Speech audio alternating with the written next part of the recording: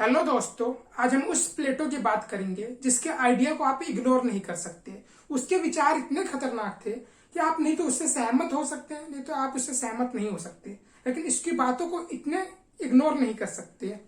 जो प्लेटो था, उसके आइडिया, उसके जो विचार थे, वो अलग अलग देशों ने अलग अलग रूप में अपनाया, चाहे वो अमेरिका हो, चाहे वो यूरोप के देश हो, जर्मनी, इटली, फ्रांस। तो इन सभी देशों ने प्लेटो की बातों को अपनाया। तो हम देखेंगे कि प्लेटो के हिसाब से प्लेटो ने कौन कौन सी थ्योरी दी थी। अब प्लेटो के जो आइडियाज थे वो इतने खतरनाक क्यों थे। तो प्लेटो था वो ग्रीक का फिलोसफर था, ग्रीक फिलोसफर था, और उसके जो गुरु थे वो सोक्रेटिस थे, या सुकरात भी जिन्हें कहते हैं। तो प्लेटो की बातों पे सुकरात का काफी असर था, सुकरात से काफी इन्फ्लुएंस था प्लेटो, और कहीं ना कहीं अपने विचार में, अपने थ्योरी में उसने प्लेटो के सुकरात के थ्योरी को भी लेके आया है। तो आखिर सवाल उठता है कि प्लेटो ने आखिर ये सब थ्योरी दी क्यों थी। प्लेटो ने स्टेट के बारे में क्या कहा था, कि कोई देश कैसा होना चाहिए, उस देश में पावर का स्ट्रक्चर कैसा होना चाहिए, उस देश में कौन कौन सी क्लास होनी चाहिए, या लोगों के क्या ड्यूटीज होनी चाहिए। तो प्लेटो ने ये सब बातें बताई। तो सवाल ये उठता है कि आखिर प्लेटो ने ये सब बातें बताई क्यों।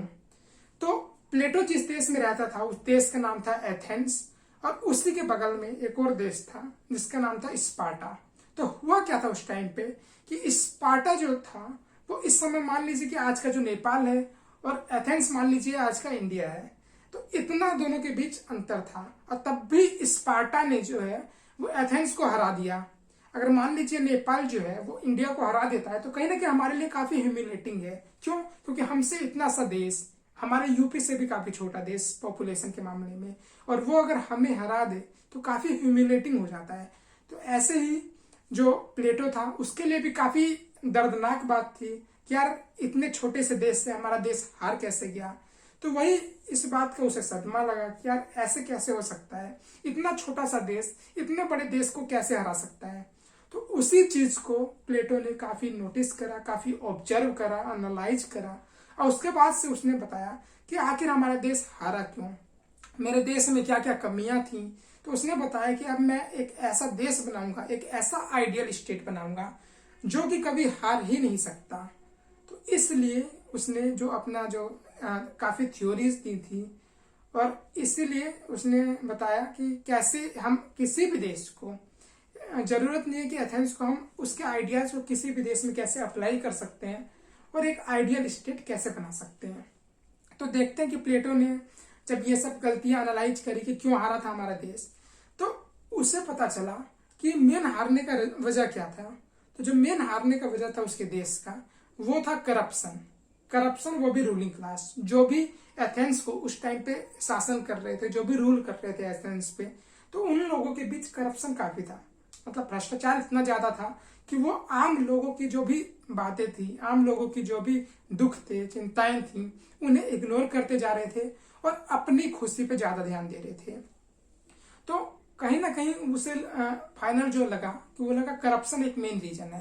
तो उसने बताया कि मैं एक अपना आइडियल स्टेट बनाऊंगा, और मैं कैसे जो भी बुराइयां रही हैं वो कैसे दूर करूंगा, और कैसे स्पार्टा की जो भी अच्छाइयां रही हैं वो मैं दूर करूंगा। तो उसने जो थ्योरी दी थी वो थी, कुछ थ्योरी उसकी थी जैसे थ्योरी ऑफ आइडियल स्टेट, जिसमें उसने बताया कि एक आइडियल स्टेट कैसे होना चाहिए। उसके बाद से उसने जस्टिस की थ्योरी दी, उसके बाद से एजुकेशन की थ्योरी दी, फिर प्रॉपर्टी की दी, और उसके बाद से लास्ट में फिलोसफर किंग की थी। तो हम एक एक करके देखेंगे, अब ब्रीफ में देखेंगे काफी। तो उसका जो पहला थ्योरी था वो था आइडियल स्टेट का।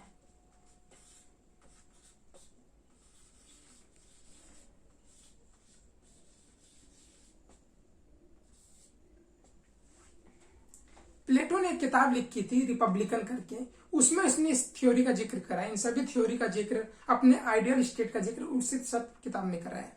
तो प्लेटो का मानना था कि एक आइडियल स्टेट बनाया जा सकता है। यहाँ पे आइडियल स्टेट का मतलब है कि एक परफेक्ट स्टेट। परफेक्ट स्टेट मतलब जहां पे लोग पावरफुल हों, लोग दिमाग वाले हों, लड़ाई बिल्कुल ना हो, शांति रहे, इकोनॉमी सभी स्ट्रांग रहे, अब वो देश इतना मजबूत रहे कि कोई भी देश उसे हरा ना पाए। तो उसके आइडियल स्टेट का मतलब यहाँ पे ये था, वो आइडियल स्टेट बनाना चाहता था।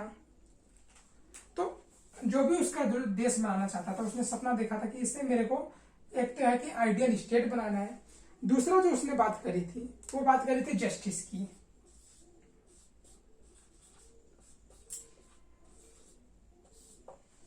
दोस्तों कोई सा भी देश हो, चाहे कोई सा भी अगर राज्य चल रहा है, तो उसके चलने के पीछे जो एक रीजन होता है वो होता है कि जस्टिस। कि अगर लोगों को लगेगा कि हाँ उनके साथ न्याय हो रहा है, प्रॉपर न्याय हो रहा है, तभी उस राज्य में रह पाएंगे, तभी वो विरोध नहीं करेंगे। अगर उन्हें लग रहा है कि उनके साथ अन्याय हो रहा है, तो कहीं ना कहीं वो विरोध करेंगे और वो देश जो है वो शांत नहीं रह पाएगा। हमेशा विद्रोह, हमेशा वहां पे हिंसा देखने को मिलेगी। तो कहीं ना कहीं कोई भी फिलोसफर हो, चाहे हम आज का अपना कॉन्स्टिट्यूशन देखते हैं, तो वहां भी जो जस्टिस है वो प्रॉपर डील करा जाता है कि लोगों के साथ न्याय हो। क्योंकि अगर ये एलिमेंट नहीं रहा, अगर किसी भी राज्य में अगर ये चीज नहीं रहा, तो वो राज्य जो है वो बर्बाद हो सकता है, वो राज्य का एग्जिस्टेंस खत्म हो सकता है। तो इसीलिए प्लेटो को भी इस बात की चिंता थी कि उसका जो भी राज्य होगा, जो उसका सपनों का जो भी देश होगा, ये वाला जो भी देश है, तो उसमें मैं एक परफेक्ट स्टेट बनाऊंगा और उसमें मैं जस्टिस को काफी वेटेज दूंगा कि हर देश में हर लोगों के साथ न्याय हो, सभी के साथ न्याय हो। तो उसके हिसाब से जस्टिस क्या था प्लेटो के हिसाब से? तो प्लेटो के हिसाब से जो प्लेटो था वो मानता था इनइक्वालिटी पे। प्लेटो का मानना था कि जो भगवान ने सभी लोगों को इक्वल नहीं बनाया है, किसी को ज्यादा दिमाग, किसी को कम दिमाग। तो इसी बात पे प्लेटो का मानना था कि 3 टाइप के इंसान होते हैं। एक वो इंसान जिसमें रीजन जो है वो डोमिनेट करता है, एक दूसरा इंसान जिसमें करेज होता है, और एक तीसरा इंसान जिसमें एपेटाइट होता है। कहने का मतलब यह है कि एक इंसान ऐसे होते हैं जिसमें रीजन यानी लॉजिक डोमिनेट करता है, वो कुछ भी बातें करते हैं लॉजिकली करते हैं, मतलब दिमाग उनका काफी चलता है। दूसरे इंसान होते हैं कि दिमाग थोड़ा इनके मुकाबले कम चलता है, लेकिन करेजियस होते हैं, साहसी होते हैं और अपने इच्छा शक्ति, अपने साहस के बल पे कुछ भी चीज अचीव कर सकते हैं। और तीसरा ये इंसान होते हैं जिनमें एपेटाइट डोमिनेट करता है। ये ऐसे इंसान होते हैं इनका तो ना दिमाग चलता है, ना इनके पास साहस है, यानी एक नंबर के आलसी इंसान, मतलब जो भी टालने वाले इंसान। और इसीलिए हम सबसे अनसक्सेसफुल रहे हैं कि सफल नहीं हो पाते इन इंसान को। तो प्लेटो का मानना था कि भगवान ने इन 3 टाइप के इंसानों को बनाया है, या फिर इंसान ये 3 कैटेगरी के हो सकते हैं। और प्लेटो के राज्य में, जो प्लेटो ने जिस राज्य के अपने सपना देखा था, एक आइडियल स्टेट का सपना देखा था, उसने बताया था कि उसमें ये 3 टाइप के लोग होंगे। एक रीजनेबल वाले लोग होंगे, एक करेज वाले लोग होंगे, एक एपेटाइट वाले लोग होंगे। तो प्लेटो का जस्टिस के हिसाब से जो था, प्लेटो का ये मानना था कि जो ये लोग होंगे इनका अपना अलग काम है।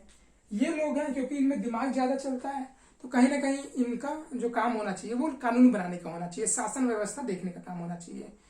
क्योंकि इनके पास दिमाग ज्यादा है, तो इसीलिए वो शासन व्यवस्था में ज्यादा दिमाग लगता है, कानून बनाने में ज्यादा दिमाग लगता है, तो उन्हें इन सब कामों में इन्वॉल्व होना चाहिए। वो कहता था जो करेजियस पीपल है, हाँ उनके पास दिमाग भी है, उनके पास बॉडी वो स्ट्रांग भी है, तो कहीं ना कहीं इन्हें जो है इनका जो काम होना चाहिए मेरे देश में वो सुरक्षा का होना चाहिए, ये देश की जो है वो सेफ्टी करेंगे। और जो तीसरे हैं एपेटाइट, जिनका ना दिमाग चलता है ना जिनके पास साहस है, तो वो प्रोडक्शन का काम देखेंगे। तो प्लेटो के जस्टिस के हिसाब से, प्लेटो के एक न्याय वाले राज्य के हिसाब से ये 3 क्लास के लोग होंगे, एक रीजन वाले, एक करेज वाले, एक एपेटाइट वाले। इन तीनों को ऐसे इसे मैन ऑफ गोल्ड कहा जाता है, मैन ऑफ सिल्वर कहा जाता है। तो प्लेटो ने इस मेटल वाले फॉर्म में भी डिफाइन करा था। तो प्लेटो के हिसाब से उसके राज्य में इन तीन कैटेगरी के लोग होंगे, रीजन वाले, करेज वाले, एपेटाइट वाले, और तीनों के अलग अलग काम होंगे, और तीनों जो है वो एक दूसरे के काम में इंटरफेयर नहीं करेंगे। क्योंकि दिक्कत वहीं पे शुरू हो जाएगी जब ये तीनों जो है वो ये इसके काम में इंटरफेयर करेगा, या फिर ये इसके काम में इंटरफेयर करेगा। अगर ये सभी इंटरफेयर करेंगे एक दूसरे के काम में, तो कहीं ना कहीं दिक्कत हो जाएगी, वो राज्य एग्जिस्ट नहीं कर पाएगा। तो प्लेटो ने एक आइडियल स्टेट का सपना देखा था, एक आदर्श देश का सपना देखा था। तो उसके आदर्श देश में ये 3 कैटेगरी के लोग होंगे, जिनमें एक रीजन वाले, करेज वाले, एपेटाइट वाले। और ये जो तीनों कैटेगरी के लोग हैं ये सभी अपना अलग काम करेंगे, ये एक दूसरे के काम में इंटरफेयर नहीं करेंगे। और इससे क्या होगा, इससे एक एक्सपर्टीज होगी, क्योंकि ये बंदा इसमें ही एक्सपर्ट है लॉ बनाने में। तो ये एक्सपर्ट जो भी लॉ बनाएगा वो एक एक्सपर्टीज वाला लॉ बनाएगा, यानी जो शानदार लॉ बनाएगा। और ये जो है ये प्रोडक्शन के काम में इन्वॉल्व रहेगा, क्योंकि इसका दिमाग नहीं चलता लेकिन फिजिकली काफी स्ट्रांग है। तो प्लेटो का आदर्श राज्य में उसने जस्टिस को इस तरह से कुछ डिफाइन करा था कि मेरे राज्य में जो जस्टिस होगा वो ऐसे होगा प्लेटो ने उसके बाद से एजुकेशन की भी बात की कि कहीं ना कहीं उसने बताया कि मेरे राज्य में जो एजुकेशन का सिस्टम होगा वो कैसा होगा।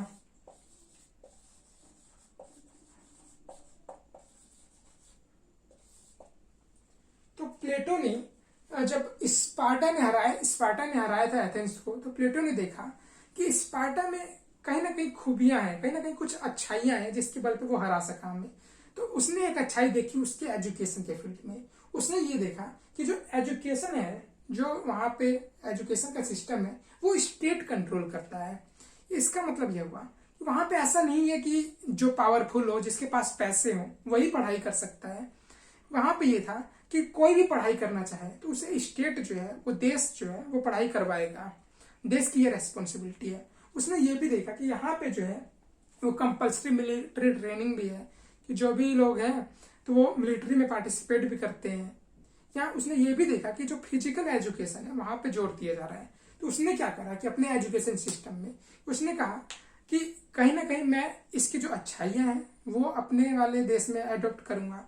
और उसने कहा कि एजुकेशन जो सिस्टम होना चाहिए वो लगभग 50 सालों तक का होना चाहिए, जिसमें जो शुरू के 35 साल हैं इंसान के, वो जो है वो थियोरटिकल एजुकेशन के बेस होना चाहिए। और जो इसके बाद से जो 15 साल हैं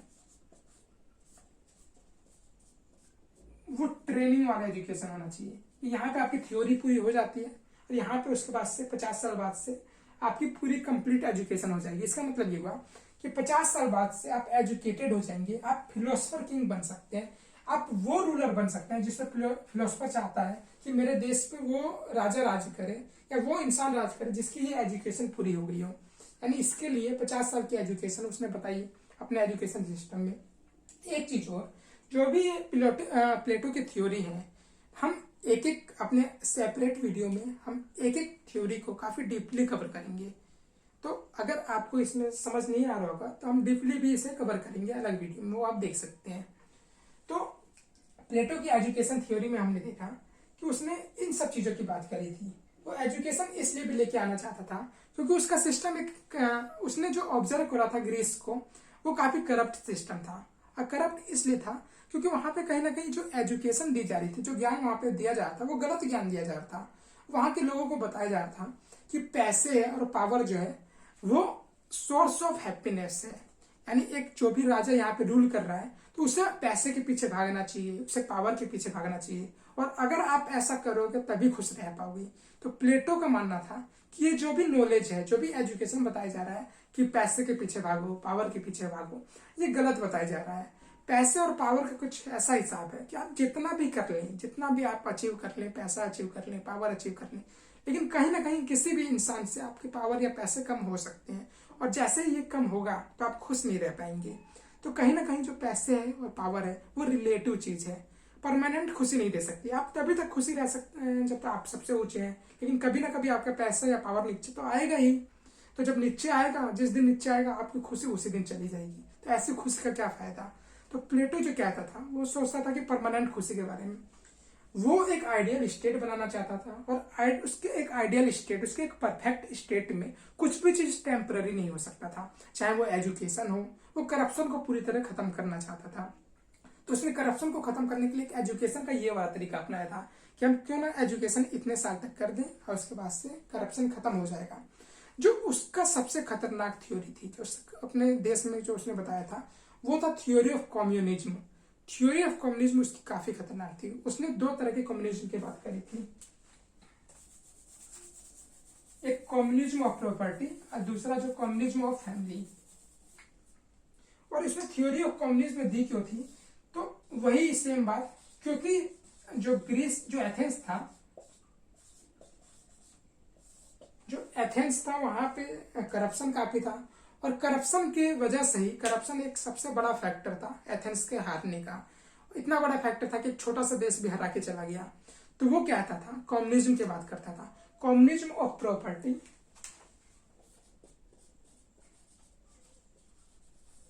और दूसरा कम्युनिज्म ऑफ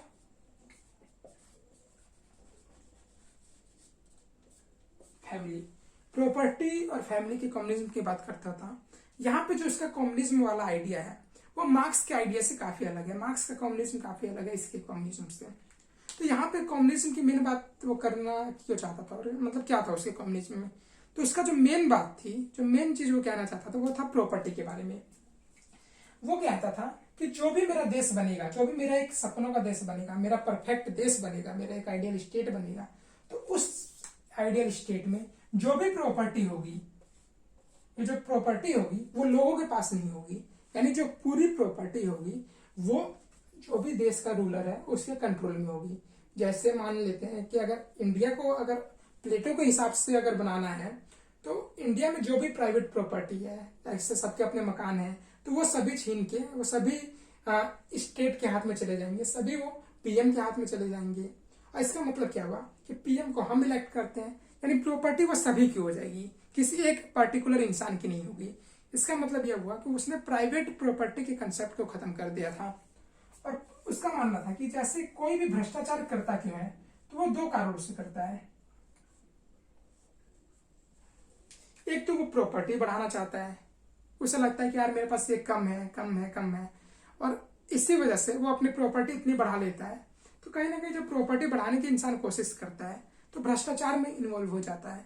तो कहीं ना कहीं अगर मैं इस प्रॉपर्टी वाले सिस्टम को ही खत्म कर दूं तो भ्रष्टाचार होगा ही नहीं। दूसरा उसका मानना था कि भ्रष्टाचार इंसान इसलिए भी करता है अपने फैमिली के लिए, कि कहीं ना कहीं अगर उसकी फैमिली है तो वो चाहता है कि मैं ना रहूं, मैं जब भी रहूं, या फिर मैं अपनी फैमिली को इतना स्ट्रांग करके जाऊं कि उस फैमिली को कभी दुख ना हो, या फैमिली को सुख शांति देने के लिए। तो अगर हम इस फैमिली को ही हटा देंगे, तो प्लेटो का मानना था कि इंसान की अपनी जो है वो पर्सनल फैमिली नहीं होना चाहिए। शादी के बाद से उसकी वाइफ जो है वो वाइफ को छोड़ देना चाहिए। शादी के बाद से उसे शादी तो करवाना उससे था कि शादी होगी, लेकिन शादी के बाद से इंसान जो है वो अपनी वाइफ को छोड़ देगा, अपने बच्चों को छोड़ देगा। उससे यहाँ तक ये भी नहीं पता रहेगा कि उसके बच्चे कौन हैं, बच्चों की देख रेख पूरा स्टेट करेगा। तो कहीं ना कहीं ये जो उसका जो कम्युनिज्म वाला थ्योरी था वो काफी इलॉजिकल भी लगता है। और इसी वजह से इसे जो कुछ फिलोसफर थे, चाहे वो अरिस्टोटल हो गया, चाहे वो कार्ल पॉपर हो गया, तो उन लोगों ने प्लेटो को क्रिटिसाइज करा है कि कहीं ना कहीं वो लॉजिक को भूल जा रहा है, कहीं ना कहीं वो कॉमन सेंस को भूल रहा है, कॉमन सेंस को इग्नोर कर रहा है। उसका मानना है कि इंसान फैमिली खत्म कर दी जाए, उसका मानना है कि प्रॉपर्टी खत्म कर दी जाए। तो प्रॉपर्टी का तो एक बार को फिर भी लॉजिकल लगता है, लेकिन फैमिली का किसी भी स्कॉलर को लॉजिकल नहीं लग रहा था कि इंसान शादी करने के बाद से अपने फैमिली को, अपने वाइफ को, अपने बच्चों को कैसे छोड़ सकता है। तो ये था। और जो उसने पांचवा जो दिया था वो बताया था अपना फिलोसफर किंग के बारे में। तो उसके हिसाब से जो उसका देश होना चाहिए, जो उसका आइडियल स्टेट होना चाहिए, तो उस पर रूल किसका होना चाहिए, वो फिलोसफर किंग का होना चाहिए। और अगर फिलोसफर किंग का रूल ना भी हो तो किसी ऐसे इंसान का रूल होना चाहिए जिससे फिलोसफी आती हो।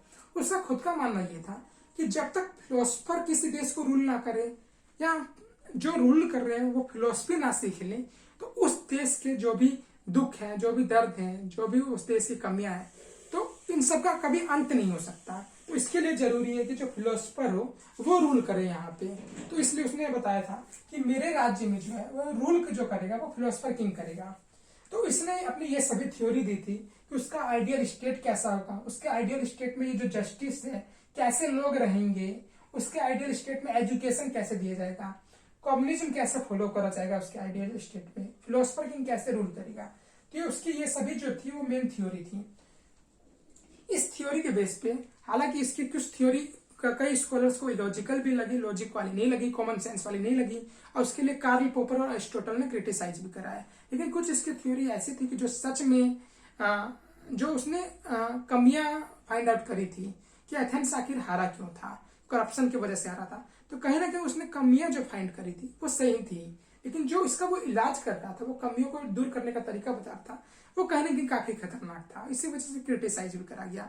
तो ये था पूरा प्लेटो के थ्योरी के बारे में, प्लेटो का पूरा इंट्रोडक्शन था कि आखिर प्लेटो ने आखिर दिया क्यों, ये थ्योरीज पे क्यों फोकस करा। और हम देखते हैं कि कहीं ना कहीं जो एक एक इसकी थ्योरी है वो अलग अलग देश अपने अपने कॉन्स्टिट्यूशन में आज भी अपनाते हैं, क्योंकि उसने कुछ अच्छी बातें भी कही थी। इतना बड़ा फिलोसफर था तो हम उसे ऐसे ही इग्नोर नहीं कर सकते। तो ये था प्लेटो के बारे में। Thank you.